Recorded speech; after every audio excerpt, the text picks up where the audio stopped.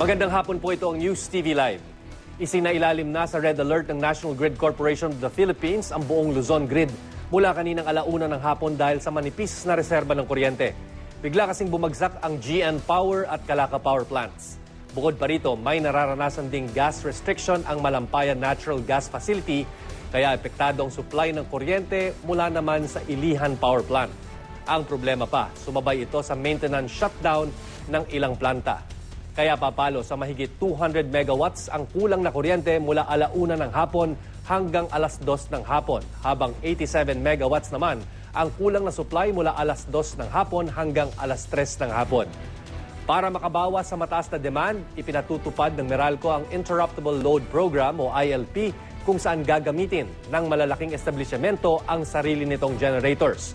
Pero kapag kinulang pa rin ang supply ng kuryente, posibleng makaranas ng brownout ang ilang customer ng Meralco ngayong hapon. Apektado ang ilang bahagi ng Maynila, Malabon, Caloocan, Valenzuela at ilang bahagi ng Bulacan at Quezon City.